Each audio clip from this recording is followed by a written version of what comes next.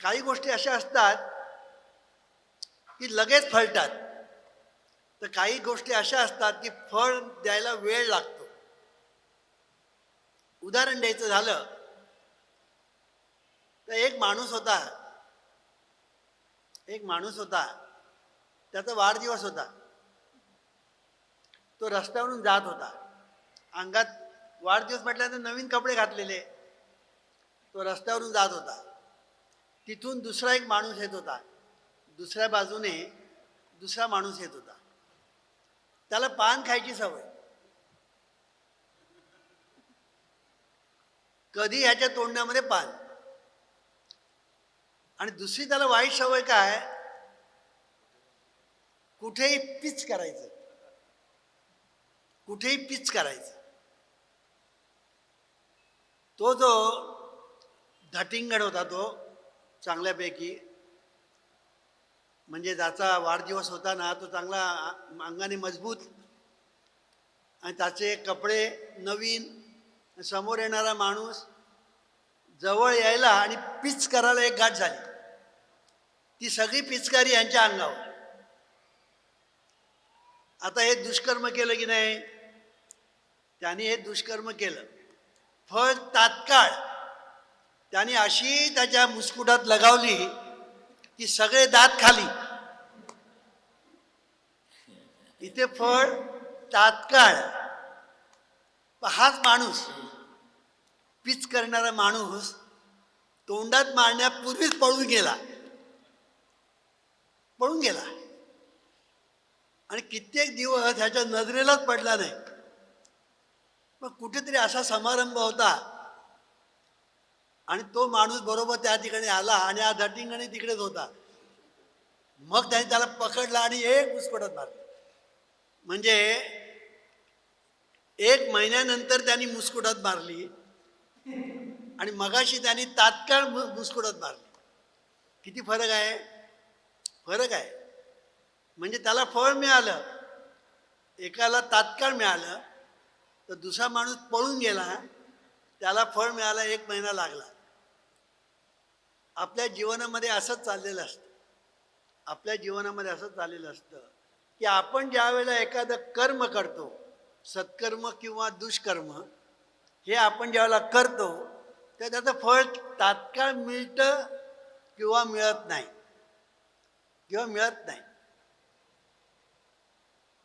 हे जे तात्काळ मिळत नाही आणि तात्काळ काही कालांतराने मिळतं, हा जो एक भाग आहे, हा महत्वाचा भाग आहे.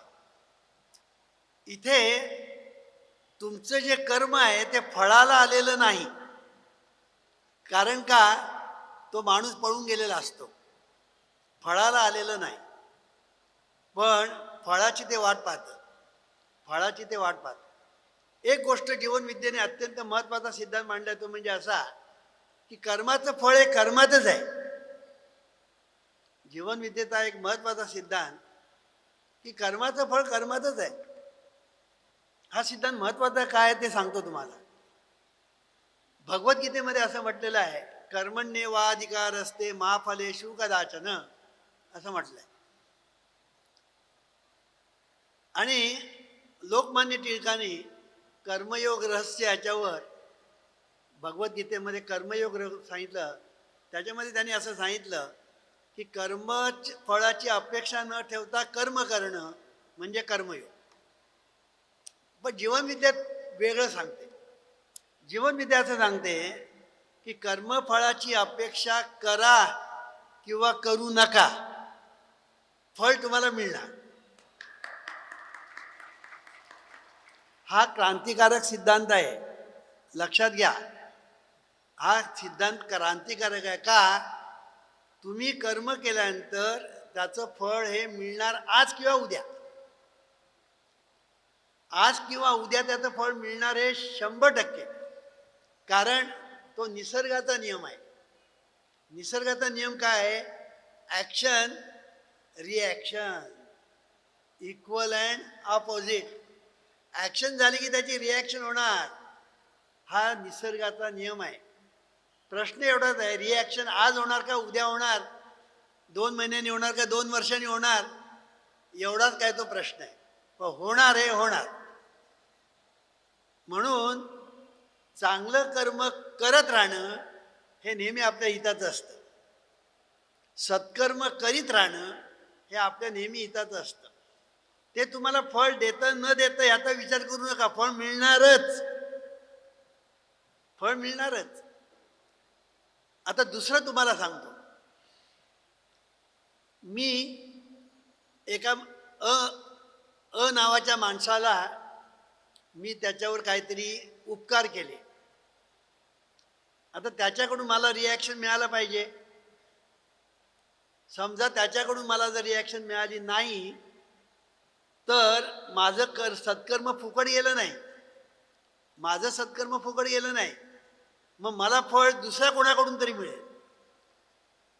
तो हरामखोर असेल पण दुसरा राम भक्त असेल तर मला दुसऱ्याकडनं मी जे सत्कर्म केलेलं आहे त्याचं फळ मला दुसऱ्याकडून मिळेल. म्हणून पुष्कळ लोक असं म्हणतात, अहो आम्ही त्यांच्यासाठी एवढं केलं पण त्यांना त्याचं काहीच नाही. रडू नका, हे मला सांगायचं. तू केलेलं कधीही फुकट जाणार नाही. तू केलेलं सत्कर्म कधीही फुकट जाणार नाही. ते तुझं फळणार. ते तुला ज्याच्याकडून अपेक्षा आहे त्याच्याकडून जरी नाही ते दुसरीकडून ते फळेल. ही काळ्या दगडावरची रेष. तर हा निसर्गाचा नियम आहे. निसर्गाचा नियम काय आहे? सुख द्या सुख घ्या किंवा दुःख द्या दुःख घ्या. तुम्ही जर वर्तमानपत्र उघडलं तरी सुद्धा तुम्हाला तात्काळ या गोष्टी सापडेल. अलीकडेच घडलेल्या वर्तमानपत्राची गोष्ट म्हणजे सिद्धू किती वर्षापूर्वी खून केला, म्हणजे त्याच्या हातून खून झाला आणि शिक्षा किती वर्षांनी झाली बघा. सोरेन किती वर्षापूर्वी खून केला, शिक्षा आता ठोठावली गेली. तुम्ही जर बघितलं काही लोकांना ताबडतोब शिक्षा झाल्या, काही लोकांना ताबडतोब शिक्षा झाल्या. अगदी पोलीस कमिशनर पासूनचे त्यांना ताबडतोब शिक्षा झाल्या, ते आता तुरुंगात. पण सांगायचा मुद्दा असा की काही लोकांना किती घोटाळे केले, चारा घोटाळा, तरी मंत्रिपदावर आहेत. असे कितीतरी घोटाळे आणि दुष्कर्म करणारी माणसं आज उच्च पदावर आहेत. त्यामुळे लोकांना काय वाटतं, काही केलं ना तरी चालतं. तसं चालत नाही, हे लक्षात ठेवायचं. एक लक्षात ठेवायचं की शासनाकडून जर तुम्हाला शिक्षा झाली नाही तर न्यायालयाकडून होईल, आणि न्यायालयाकडून जर झाली नाही तर निसर्गाकडून होईल. निसर्गाकडून जी शिक्षा त्याला झालेली असेल ना ती तुम्हाला दिसणार पण नाही, पण त्याला ती झालेली असते. त्याला ती शिक्षा होते पण ती तुम्हाला दिसत नाही. जवळच्या माणसांना दिसेल, लांबच्या माणसांना दिसणार नाही, का ते पेपरमध्ये छापून येणार नाही. तर सांगायचा मुद्दा असा की सत्कर्म केल्यानंतर तुम्हाला फळ मिळणारच आणि दुष्कर्म केल्यानंतर तुम्हाला फळ मिळणारच, याबद्दल तुम्ही निश्चिंत असा. आणि म्हणून आज नाही मिळालं तर मला उद्या मिळेल, उद्या नाही तर परवा मिळेल, पण मिळणार. ही काळ्या दगडावरची रेष आहे. आणि म्हणून सत्कर्म कुठल्याही परिस्थितीत सोडायचं नाही आणि दुष्कर्म करायचं नाही. एवढं पथ्य जर आपण पाळलं तर जीवनामध्ये सुखच सुख, जीवनामध्ये आनंदाची दिवाळी. सत्कर्म करणं म्हणजे आनंद वाटणं आणि दुष्कर्म करणं म्हणजे दुःख वाटणं. म्हणून जे दुष्कर्म करतात ते नेहमी दुःखाचं वाटप करत असतात, आणि दुःखाचं वाटप करत असताना ते दुःख त्यांच्यावर बुमरँग होऊन परत येत असतं, हेही आपण लक्षात ठेवा. सत्कर्म करत असताना आनंद वाटत असतात आणि आनंद वाटणाऱ्याला तोच आनंद बुमरँग होऊन त्याच्याकडे परत येतो. हा सुद्धा निसर्गाचा नियम आहे. आणि म्हणून जीवन आपल्याला जर सुखच सुख पाहिजे असेल तर सत्कर्म करणं याला पर्याय नाही, पर्यायच नाही. दुष्कर्म करून तुम्ही म्हणाल अहो ती माणसं दुष्कर्म करतात आणि मोटार उडवतात, बंगले उडवतात, अमुक करतात, तमुक करतात, सत्तेवर आहेत, असू द्या, असू द्या. पण एक लक्षात ठेवायचं, त्यांनी जर दुष्कर्म केलं असेल त्याची फळ त्यांना मिळाल्याशिवाय राहणार नाही, राहत नाही.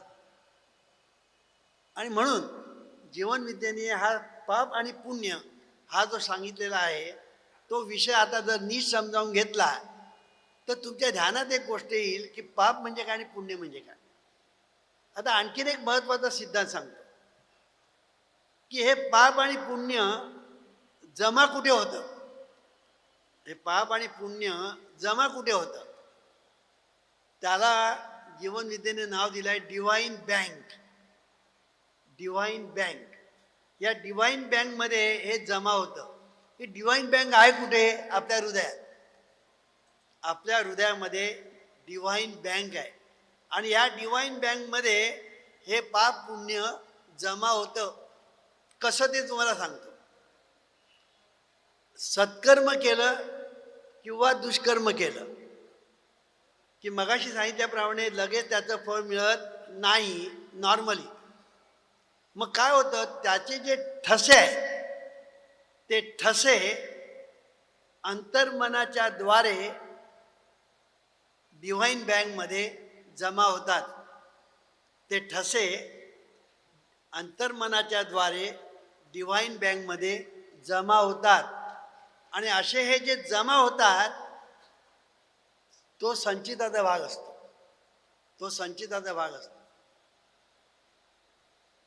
आता गंमत अशी आहे की तुम्ही आम्ही सर्व मंडळी बँकेचे व्यवहार करणारे आहोत. बँकेमध्ये तुम्ही पैसे ठेवता, बँकेमध्ये तुम्ही पैसे ठेवता. ज्या वेळेला तुम्हाला गरज लागते त्यावेळेला तुम्ही बँकेत जाता आणि काउंटरवर तुम्ही चेक देता.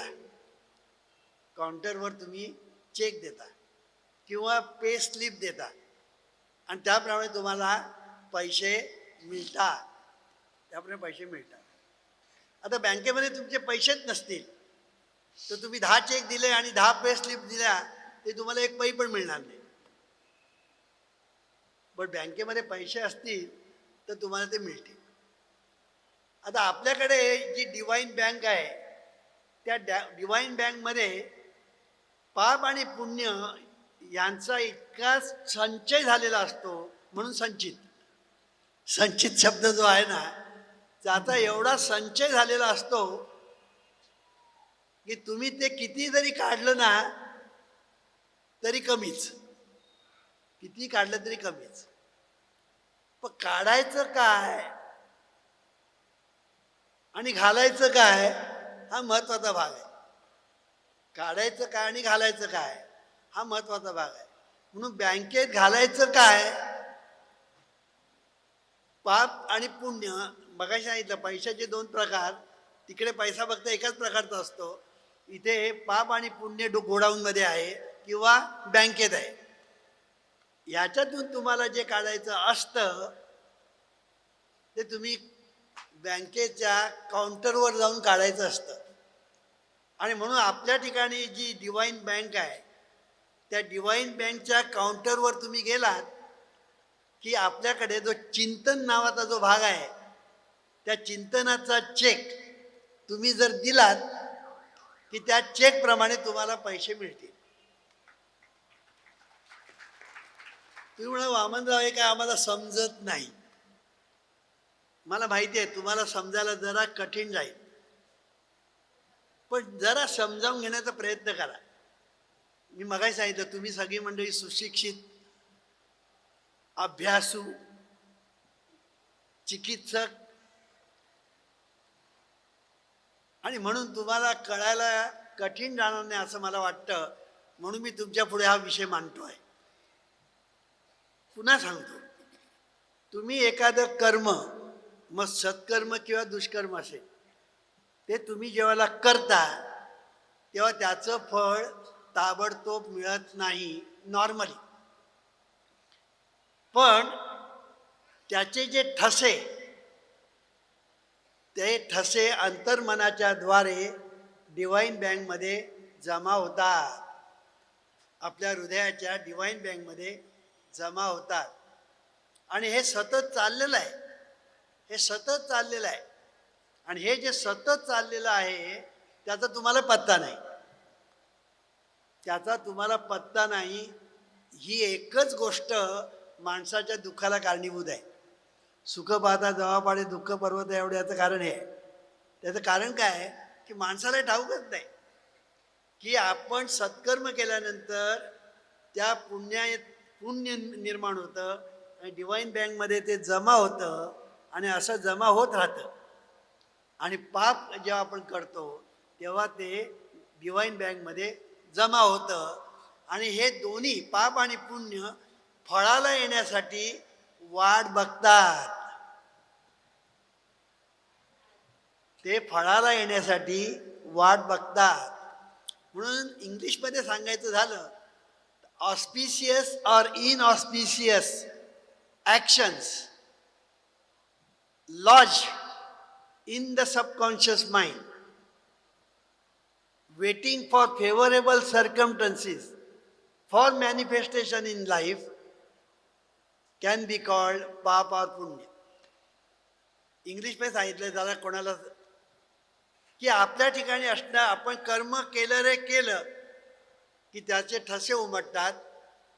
ते अंतर्मनाच्या द्वारे डिवाइन बँकमध्ये जमा होतात आणि जमा झालेले ते पाप आणि पुण्य फळाला येण्यासाठी वाट पाहतात, फळाला येण्यासाठी वाट पाहतात. मी एक गोष्ट सांगतो, महाभारतातली गोष्ट आहे. परीक्षित राजा होता आणि एक दिवस तो असा शिकारीला गेला होता रानामध्ये. त्या रानामध्ये एक ऋषीची झोपडी होती. त्या झोपडीमध्ये एक ऋषी तपश्चर्याला बसला होता. तो ध्यान लावून बसला होता, तपश्चर्या करत होता. तो फिरता फिरता फिरता त्या झोपडीत गेला आणि तिथे पाहिलं तर हे ऋषी ध्यानस्थ बसलेले आहेत. शेजारीच एक साप मरून पडलेला होता. शेजारी एक साप मरून पडलेला होता. त्या परीक्षित राजाला काय वाटलं कोणाला ठाऊक, त्याने तो घेतला आणि त्याच्या गळ्यात घातला, त्या ऋषीच्या गळ्यात घातला आणि तो निघून गेला. या ऋषीला पत्ताच नाही. थोड्या वेळाने त्याचा मुलगा आला, त्या ऋषीचा मुलगा आला. त्यांनी पाहिलं की अरे आपल्या गळ्यामध्ये, आपल्या वडिलांच्या गळ्यामध्ये कोणीतरी साप घातलाय. तर त्याला संताप आला. हे पूर्वीचे ऋषी फार संतापायचे, लगेच शापबीप द्यायचे. तर त्याला राग आला, अरे आपल्या वडिलांच्या गळ्यामध्ये कोणी साप घातला, ज्याने हा साप घातला त्याला 7 दिवसात मरण येणार. दिला शाप. कळलं की नाही. थोड्या वेळाने ऋषी ज्याच्या गळ्यात साप घातला होता ते भानावर आले. त्याने पाहिलं आपल्या गळ्यामध्ये हे आहे. मुलाने सांगितलं असं असं झालं, मी त्याला शाप दिला म्हणाले.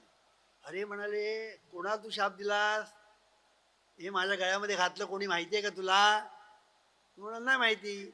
अरे परीक्षित राजाने घेतलं, माझ्या गळ्यात घातलं म्हणाले, आणि तू त्याला शाप दिला, हे फार चूक केलीस. आता काय म्हणाले, शाप दिला तर झालं म्हणाले, आता झालं.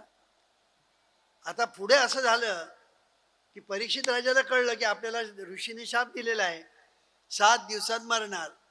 आता राजा असतो, त्यांनी काय केलं, पाण्याच्या आतमध्ये घर जे बांधलेलंच होतं तिथे जाऊन तो राहिला. त्याच्यात जाऊन तो राहिला. आजूबाजूला सगळीकडे पाणी आणि मध्ये घर, अशा घरामध्ये तो जाऊन राहिला. आणि 7 दिवसपर्यंत आपण, आणि त्याने काय सांगितलं, मरणार म्हणजे कसं, सर्पदंश होऊन मरणार, हे त्यांनी सांगितलं होतं. सर्पदंश होऊन त्याला मृत्यू येणार. आता सर्पाला येऊच द्यायचं नाही म्हणून 7 दिवस त्याने अशी जय्यत तयारी केली की सर्पाला येऊच द्यायचं नाही. का सर्प पाण्यातून येणार, पाण्यातून आल्यानंतर आपल्याला लगेच कळणार. तेव्हा त्यांनी जय्यत तयारी केली होती की सर्पदंश होऊ नये म्हणून 6 दिवस गेले. 7व्या दिवशी एक बोरवाला चालला होता लांबून. परीक्षित राजाला बोरं खाण्याची इच्छा झाली. परीक्षित राजाला बोरं खाण्याची इच्छा झाली. तर त्याने सांगितलं आपल्या नोकराला, अरे त्याला बोलव, आपण बोरं खाऊया म्हणा. तो बोरवाला आला, त्याने बोर दिलं आणि तो निघून गेला. त्या बोर उघडल्यानंतर त्याच्यातून जी आळी होती ना, तिने सर्पाचं रूप धारण केलं आणि परीक्षित राजाला दंश केला आणि तो निघून गेला. मग पुढलं ते जन्म जे राजाचं वगैरे ते मी सांगत नाही. मी हे काय सांगतो आहे, त्याने केलेलं ते पाप, वास्तविक त्याला काय कारण होतं? परीक्षित राजाला त्याच्या गळ्यामध्ये साप घालायचं काय कारण होतं का? पण काय राजा ना तो, त्याला वाटलं आपण घालूया, पण ते केलं ते पाप केलं. आता त्याची रिॲक्शन म्हणजे आणि शाप दिला, आता तो फळणार. 7 दिवस वाट पाहावी लागली. 7 दिवस, जर 7 दिवस त्यांनी जर व्यवस्था केली नसती तर दुसऱ्याच दिवशी साप चावला असता. पण याने ती व्यवस्था केली होती की ती साप न येण्यासाठी. पण शेवटी त्या बोरातून ती आळी आली, सापाचं रूप धारण केलं. तो तक्षक राजा म्हणतात, ते महाभारतात त्या तक्षकाचं वर्णन. हे मी काय सांगतो आहे, 7 दिवस त्यांनी वाट पाहावी लागली मृत्यूची. सर्पदंश झाला, परीक्षित राजा मेला. हे मी काय सांगतोय, 7 दिवस त्यांनी वाट पाहिली. काही लोकांना 7 वर्षही वाट पाहावी लागते. हे का होतं? याचं कारण ॲक्शन झाल्यानंतर रिॲक्शन ही ताबडतोब व्हावी का उशिरा व्हावी, हे त्या ॲक्शनच्या स्वरूपावर अवलंबून असतं. काही ॲक्शन्स अशा असतात की रिॲक्शन तात्काळ, मगाशी मी सांगितली. तर काही ॲक्शन अशा असतात की रिॲक्शन व्हायला वेळ लागतात, पण होतात. कर्माचं फळ कर्मातच असतं. हा जीवनविद्येचा सिद्धांत अत्यंत महत्त्वाचा आहे, आपण लक्षात ठेवायचं. आणि हा सिद्धांत आपण लक्षात ठेवला की कर्माचं फळ कर्मातच असतं. आणि मग आपण जे कर्म करतो त्याच्यामध्ये आपण बऱ्याच वेळेला पाप करतो, बऱ्याच वेळेला पुण्यही करतो. पाप आणि पुण्याचा संचय त्या डिवाइन बँकमध्ये होत असतो. त्याची फळंही आपल्याला मिळत असतात, आपण ती भोगत असतो. सुख आणि दुःख, सुख म्हणजे पुण्याचं फळ, दुःख म्हणजे पापाचं फळ, तेही आपण भोगत असतो. पण जीवनामध्ये हे सगळं चाललेलं आहे हे आपल्याला कळत नाही. ही मानवजातीची शोकांतिका आहे. ही मानवजातीची शोकांतिका आहे. एवढं एक सत्य जर मानवजातीला कळेल, अशी कल्पना करू की जगातले सर्व लोक सत्कर्म करतायत, मग जगामध्ये नंदनवन व्हायला किती वेळ लागेल? आज आमच्या जीवन विद्या मिशन मध्ये अनेक लोक आहेत. 95% तरुण वर्ग आहे, 5% म्हातारे आहेत. पण ते म्हातारे म्हणजे कसे? तुम्ही समजता तसले म्हातारे नव्हे, आम्ही त्याला महातारे म्हणतो. जीवन विद्या मिशन मध्ये जे म्हातारे आहेत ना, ते महातारे आहेत. आणि 95% तरुण वर्ग आहे. तर सांगायचा मुद्दा, जीवन विद्या मिशन मध्ये 99% लोक गरीब आहेत. 99% लोक गरीब आहेत, 1% लोक श्रीमंत आहेत. आता हे जे 99% लोक गरीब आहेत, हे 99% लोक जे गरीब आहेत, तुम्ही त्यांच्या चेहऱ्याकडे पहा. जीवन विद्येने जे सांगितलं त्याप्रमाणे जे केलं, ज्याने केलं, त्यांच्या वाट्याला आनंदच आला, आनंदच येत आहे आणि आनंदच येत राहणार. कारण ते आनंद वाटत असतात. तुम्ही म्हणा कसं हो? सांगतो तुम्हाला.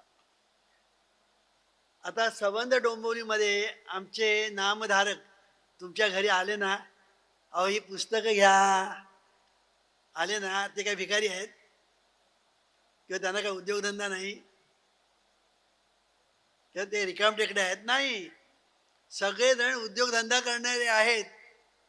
मी सुद्धा मंत्रालयात काम करत होतो. तर सांगायचा मुद्दा की इथे कोणी रिकामटेकडे नाही, सगळे कामावर जाणारे लोक आहेत. पण वेळात वेळ काढून क्वचित रजा घेऊन ही मंडळी तुमच्या दारात येतात, ही पुस्तकं घ्या म्हणतात, प्रवचनाला या म्हणतात. कशासाठी हे करतात हो? त्यांना कमिशन काय? काही लोक विचारतात का हो तुम्ही हे पुस्तक वाटता वगैरे, तुम्हाला कमिशन काय मिळतं हो? मग आमचे नामधारक काय सांगतात माहिती आहे? हे जीवनविद्या मिशन आहे, इथे कमिशन नाही. पण एक कमिशन आहे, एक कमिशन आहे, ते म्हणजे पुण्य.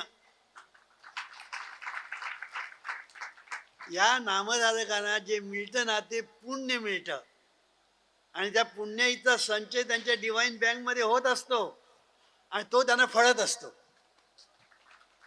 म्हणून त्यांच्या चेहऱ्यावर आनंद असतो, म्हणून त्यांची कामं होतात. कुठेही गेलात ते त्यांची कामं होतात, कुठेही गेलात तरी त्यांचं स्वागत होतं, कारण ते ज्ञानदान करत असतात. ज्ञानदान. आमची पुस्तकं तुमच्यापर्यंत नेतात म्हणजे आमच्या पुस्तकातलं ज्ञान तुमच्यापर्यंत पोचवतात, आणि ज्ञानदानासारखं पुण्य या जगात दुसरं नाही. मग तुकाराम म्हणते का अभंग आहे हा, मार्ग दावी त्याच्या पुण्या नाही पार, होती उपकार अगणित. काय म्हणतात बघा, मार्ग दावी त्याच्या पुण्या नाही पार, होती उपकार अगणित. म्हणजे पुण्य ते परोपकार. या ठिकाणी जे पुण्य मिळतं त्यांना ते त्यांच्या बँकेत जमा होतं, आणि ते पुण्य त्यांच्या जीवनामध्ये त्यांना सतत फळत असतं. एकदा तुमच्या डोंबिवलीमध्ये आले आणि असं नाही, हे कार्य ते सतत करत असतात आणि सतत पुण्याची बँक भरत असतात, सतत भरत असतात. सांगायचा मुद्दा असा की पुण्य आणि पाप या ज्या कॉन्सेप्ट आहेत, या ज्या संकल्पना आहेत, जीवनविद्येच्या दृष्टिकोनातून त्या सायंटिफिक पद्धतीने मला अजून सांगायचं आहे, ते मी उद्या सांगणार आहे. कारण आता वेळ झाली म्हणून आमचे सेक्रेटरीने आम्हाला तिथूनच खूण केली, आणि दुसरी खूण म्हणजे ही पुस्तकं आली की समजायचं की आम्ही आटपायचं म्हणून. तुम्ही म्हणाल का हो? कारण डॉक्टरनी सांगितलं मला 1 तासाच्या वर बोलायचं नाही. तेव्हा मी जेमतेम 1 तास बोलतो आणि नंतर मी थांबतो. पण सायंटिफिक बेसिसवर या पाप पुण्य म्हणजे संचित आपल्या ठिकाणी कसं जमा होतं ते मी पुन्हा उद्याच्या प्रवचनातून मी हा विषय मांडणारच आहे.